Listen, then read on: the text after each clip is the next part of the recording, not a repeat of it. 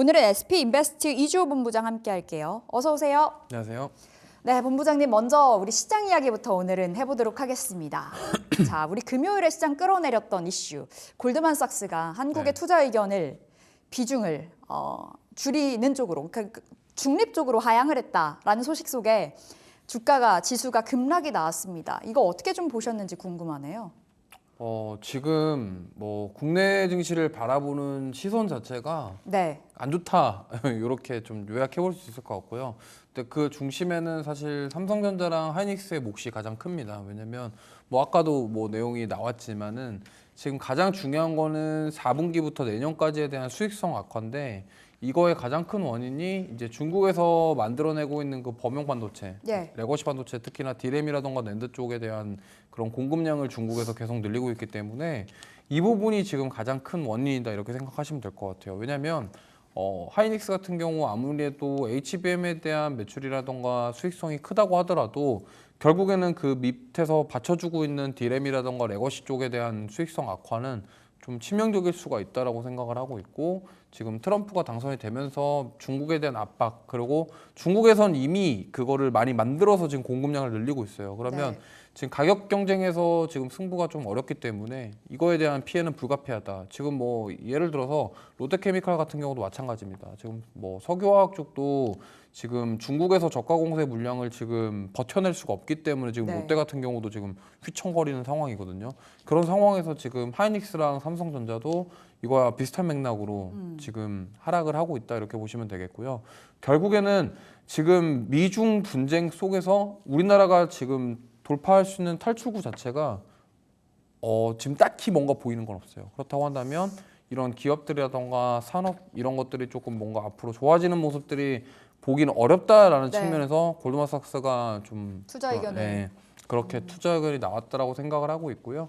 결국에는 지금은 조금 뭐 전반적으로 안 좋습니다. 우리나라 뭐 경기도 그렇고 또 금통위에서 금리를 인하했다라는 점이 오히려 지금 역효과가 났다라고 그렇죠. 생각을 하는데 그 이유는 사실 금리를 내렸다라는 측면은 우리나라 경기가 그들이 봤을 때는 생각보다 안 좋다라는 거예요. 근데 계속적으로 우리나라의 그 경기의 리스크로 작용하고 있던 부동산 리스크 예. 그런 것들도 지금 사실 다 해소가 되지 않은 상황이고 만약에 금리를 내려서 부동산 가격이 오를 여지가 있음에도 불구하고 금통위에서 금리를 내린 이유는 우리나라 경기가 그만큼 받쳐주지 못하기 때문이다. 이렇게 해석을 해서 지금 빠졌다. 이렇게 좀 볼 수 있겠습니다. 결국에는 12월 산타에 대한 기대는 너무 섣부른 기대일지요.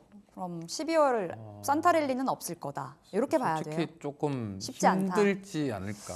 그렇다면 지수 자체가 내려간다면 테마주로 좀 답이 있을지. 사실 시장에 자금은 있고 자금이 돌기 마련인데 대형주로 가지 않는다면, 그러니까 지수가 상승하지 않는다면 이슈가 있는 업종 쪽으로 좀 반짝 트레이딩 괜찮지 않을까 싶기도 하거든요. 지금 11월 달에 예. 계속 그러고 있어요. 그러니까 특정 종목 장세가 이어지죠. 특정 종목군들 위주로만 수급이 쏠려서 네. 움직임이 나오고 있기 때문에 앞으로 이런 개별 종목 장세가 이어진다. 연말까지 이어질 가능성이 높다라고 생각을 하고 있고요. 지금 뭐 지수 같은 경우는 지수단에서 어느 정도 하방을 좀 지지해줄 가능성이 있긴 하지만 예. 이게 위로 어느 정도 봐야 될지가 조금 애매한 상황이에요. 왜냐면 이게 과연 반등할 수 있을까? 이거에 대한 의구심이 지금 계속 드는 상황이고 네. 그렇다고 한다면 그 안에서 지금 분명히 오르는 섹터군들도 있긴 있거든요. 그런 쪽들을 좀 잘 옥석 가리기 하시는 게 지금 현재로서는 좋은 방법이다 이렇게 말씀드리겠습니다. 알겠습니다. 자, 첫 번째로 우리 시장부터 점검을 좀 들어가 봤고요. 12월의 첫 거래일인데 반도체 쪽은 우리가 전략을 어떻게 챙겨봐야 될지가 굉장히 궁금합니다. 원체 힘든 길을 걸어가고 있는 반도체인데 지금 블룸버그에서는 그래도 지난주에 좀 희망 회로를 돌릴 수 있는 제재 수위가 그렇게 높지 않을 거다라는 이야기도 했고 지금 반도체 수출 데이터로 봤을 때 11월 중 역대 최고 반도체가 기록을 했다고 하잖아요. 그러니까 반도체 장사 잘 되고 있다라는 건데 너무 우려에만 초점을 맞추는 거 아닌가 싶기도 하고 어떻게 평가하시는지요? 저 지금 수출 물량이 뭐 늘어난 거는 늘어난 건데 네. 지금 가장 주목하고 있는 거는 수익성이에요. 수익성. 네. 그러니까 이 부분이 그러니까 앞으로가 어떻게 될 것이냐에 더 집중하고 있기 때문에 뭐 그때 화장품이랑 약간 비슷한 결이라고 보시면 예. 됩니다. 화장품주들도 수출 데이터 정말 좋았죠. 전반기까지. 근데 갑작스럽게 꺾였죠. 예, 꺾였잖아요. 그러니까 그런 느낌이다라고 보시면 되겠고 이게 그래서 뭐 많은 분들이 수출 데이터 이렇게 좋은데 반도체주들 당연히 반등할 수 있는 거 아니냐 뭐 생각하시겠지만 네. 저는 일단 V자 반등은 좀 어려울 것 같고요. 그럼 기술적인 반등 네, 정도요? 어느 정도 되돌림이 나올 수는 있겠습니다만 지금 사실 반도체 섹터가 이게 전반적으로 다 반등하기에는 일단은 트럼프 2기가 확실하게 들어서야지 네. 된다고 생각하기 때문에 지금 내년 1월이잖아요. 그러면은 12월 달 한 달 동안 또 어떠한 풍파가 일어날지 또 뭐 트럼프 시즌 2가 이제 다시금 뭐 11월 달에 시즌 1이었으면 네. 시즌 2가 또 어떠한 식으로 갈지 이거에 대한 리스크가 크기 때문에 사실 여기서 무조건 반등한다. 이제 네. 무조건 가격이 저렴하니까 이제 가격적으로 매력 있으니까 무조건 사야 된다. 이렇게 말씀드리기가 부담스럽다라고 말씀드리고 싶어요. 또 트럼프 입에서 어떤 그렇죠. 이야기가 나올지도 네. 모르겠고, 그러니까 변수가 너무 많은 상황이어서 지금 자리는 반도체 조금 자제하자 이렇게 들리는 것도 같은데 사실 가격적인 부분만 보면 SK하이닉스가 15만 원 선에서 종가가 만들어졌잖아요. 그럼 기술적인 반등 노려보면서 오늘 자리 그 트레이딩 관점 접근은 괜찮을까요? 네, 뭐 하이닉스를 가지고 뭐 트레이딩을 한다 이렇게 그러니까요. 근데 말씀드리긴 좀 굉장히 그렇지만 속상해요. 네. 어느 순간 삼성전자, 하이닉스가 다 트레이딩 이 단어가 좀 달라붙거든요. 저도 속상한데 일단은 뭐 여기서 반등할 수 있는 가격대는 맞아요. 맞는데 과연 이게 얼마나 올라갈까에 대한 부분을 말씀드리면 어느 정도 하방은 지켜줄 것이다. 예. 예, 어느 정도 성원까지는 무너지지 않을 건데 그게 15만 원 정도라고 생각을 해요. 근데 그 가격대는 무너뜨리지 않을 거라고 생각을 하고 있고 과연 이 가격대에서 반등이 어느 정도 나올 수 있냐에 대한 부분을 좀 집중해 보시는 게 좋을 것 같아요. SK하이닉스도 지금 자리에서 그렇게 과감한 공격적인 접근보다는 일단은 좀 기다려야 되는 것 같은데 좀 만약에 보유하신 분들은 그냥 비중 확대하지 마시고 끌고 가는. 예, 조금 가져가 보시는 게 좋을 것 같고 지금 손절하는 것도 애매하거든요. 삼성전자는 어떻게 보세요? 지금 들고 있는 우리 어쨌든 국민주이다 보니 네. 뭐 물타기에도 쉽지 않은 구간인 것 같고요. 들고 가자니 답답하고 지금 사자니 올라가는 것도 아니고 삼성전자는 좀 노답인 것 같아서 어떻게 보세요? 일단은 그 5만 원 딱 이탈했을 때 예. 그 공시에 나오면서 주가 올랐었잖아요. 그러면은 어느 누구는 지금 5만 원대에서는 사고 싶어 한다라는 거예요. 강하게. 그러면은 5만 원대에서만큼은 조금 더 사도 되지 않을까 이렇게 생각을 하고 있고 5만 원 선이요? 아니면 네, 5만 5만 원 원대까지. 예. 지금 자리 지금은 괜찮... 좀 아니에요. 그러니까 아. 하이닉스도 그렇고 삼성전자도 그렇고 예. 지금 비중 확대는 좀 아닌 것 같고 보유자분들은 좀 가지고 계셔야 될 것 같고 그다음에 신규 접근하시는 분들은 조금씩 사셔도 될 것 같아요. 신규 접근은 모아가는 전략 네, 네. 괜찮지만 추가 매수, 뭐 물타기 하지 네, 말자. 비중을 굳이 늘릴 필요는 지금 없을 것 같습니다. 알겠습니다. 이렇게 반도체 이야기 나눠봤고요. 반도체 안에서 본부장님 탑픽 있을까요? 좀 고르시기 힘드셨을 것 같은데. 네, 그나마 지금 뭐 뽑자면 예. 뭔가 개별적인 이슈가 있는 기업들을 좀 보셔야 된다고 생각을 하고 있어요. 그래서 저는 오늘 ISC를 가지고 왔는데 ISC. 예, 지난주 금요일 날 나왔던 소식인데 지금 코스닥 소부장 기업 중에 최초로 밸류업 관련 계획을 발표를 했다고 합니다. 네. 그리고 지금 이 ISC 같은 경우는 SKC에서 피수를 했거든요. 네. 그리고 그러면은 결국에는 SK 하이닉스랑 관련이 있고 특히나 이 반도체 테스트 소켓 쪽에 그런 DDR5라던가 서버용 이런 시스템 반도체 쪽 테스트 소켓을 계속적으로 지금 뭔가 빅테크에 맞춰서 양산 계획을 가지고 있어요. 그리고 지금 유리기판 테스트 소켓도 네. 이제 내년에 출시를 할 예정이라고 합니다. 그러다 보니까 지금 어떻게 보면은 이러한 최초, 그러니까 소부장 최초로 밸류업을 한다? 코스닥에서 이게 조금 약간 상징적인 의미가 있을 것 같고 이러한 기대감으로 조금 반등이 나올 수도 있지 네. 않을까 좀 이렇게 생각을 해서 가져와 봤습니다. 밸류업 리밸런싱이 12월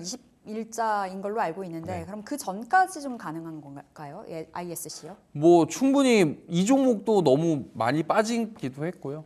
사실은 뭐 지금 들어가기에는 좀 부담스럽기도 하거든요. 왜냐하면 워낙 지금 반등 나오면 세게 밀리니까. 네. 하지만 그 밸류업 포인트, 그러니까 지금 삼성전자도 거기서 급등 나왔던 이유가 밸류업 관련된 내용이었고 네. 이 기업 같은 경우도 지금 코스닥에서 어떻게 보면 최초로 반도체 소부장단에서 지금 밸류 개혁 발표했기 때문에 충분히 가능성이 있다라고 생각하고 있습니다. 목표 주가 어디로 볼까요? 일단 목표 주가는 57,000원 정도 57,000원. 제시를 해드리고요. 네. 그다음에 손절가는 46,000원 제시를 알겠습니다. 해드리겠습니다. ISC 반도체 내에서 또 개별 호재가 있는 종목으로 좀 주셨고요. 목표 주가 57,000원, 손절가 46,000원 받았습니다.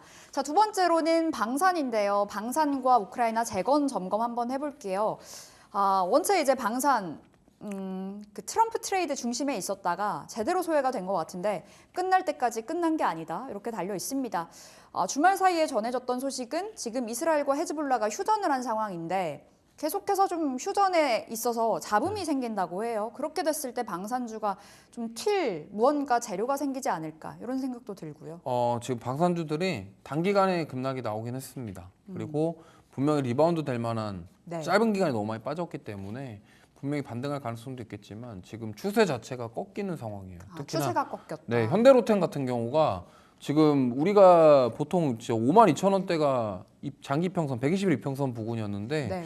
그게 좀 지켜주나 하더니 수목 이틀 지켜주고 그냥 금요일 날 또 무너졌어요. 그러다 보니까 요게 지금 추세가 완전히 이탈된 게 아니냐 이거에 대한 우려감 그리고 고점에 대한 부담감은 계속 있었잖아요. 네. 그래서 만약에 지금 뭐 이스라엘이랑 거기서 휴전 합의를 했다고 하더라도 다시금 뭐 재점화가 된다고 하더라도 반등을 하더라도 좀 약간 제한적이다. 제한적인 반등이 나올 가능성이 높다. 이렇게 좀 대응해 보시면 좋을 것 같아요. 방산주 지금 자체에서 뭐 가격적인 매력은 있으나 그렇게 큰 폭의 상승을 기대하기는 어렵다 말씀 주셨는데 그럼 우크라이나 재건은 어떻게 봐야 되나요? 재건도 그렇게 본다면 지금 자리 잘 가야 되는데 금요일에 낙폭이 굉장히 컸었거든요. 네. 방산과 함께 하락을 해서 해석하기가 너무 어려웠어요. 어떻게 해볼까요?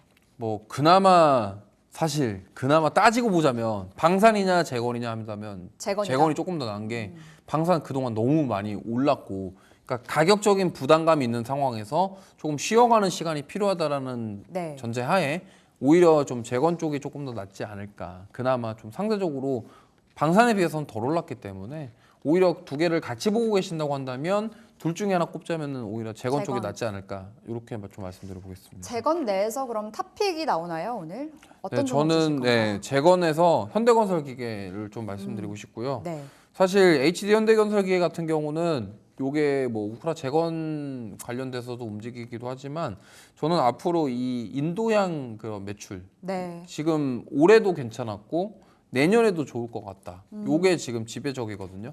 그렇기 때문에 이 우크라 재건에 대한 기대감 그리고 지금 유럽 주요 국가들의 그런 인프라 투자 예산 증액 가능성 이런 것들을 본다고 한다면 오히려 지금 내년 실적 성장에 대한 부분들을 봤을 때 지금 우크라 재건도 뭐 엮여 있지만 오히려 이 기업 자체적으로에 대한 그런 앞으로의 성장성 네. 이런 것들을 보고 좀 접근해 보시는 게 좋을 것 같습니다. HD 현대건설기계고요. 그럼 가격 전략 챙겨 본다면요?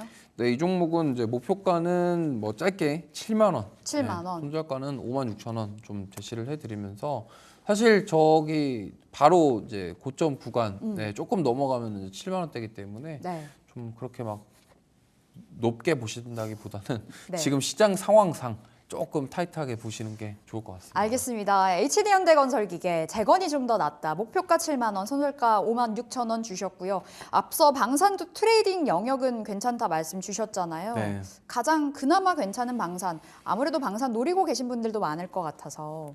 아마 저는 굳이 3대장 중에 하나 꼽자면 현대로템? 하나에어로스페이스. 한화에어로스페이스. 네, 우주항공이랑도 좀 연결이 되어 있으니까 네. 하나에어로스페이스가 조금 더 낫지 않을까. 뭐 근데 여기서 누가 더 낫다 이렇게 판단하기는 좀 어렵습니다. 하지만 모멘텀들을 따지고 본다고 한다면 우주항공과 엮여 있는. 우주항공과 좀 연결될 수 있는 하나에어로스페이스가 조금 더 낫지 않겠냐. 들어가도 좀 짧게 잡고 들어가야 되겠어요. 목표 네, 주가 사실 5%? 지금 방산주들은 손절가 확실하게 정하시고 아. 대처하시는 게 좋을 것 같습니다. 알겠습니다. 방산 내에서는 한화 에어로스페이스 그리고 재건 내에서는 HD 현대건설기계 받아보면서 여기서 인사드리도록 하겠습니다.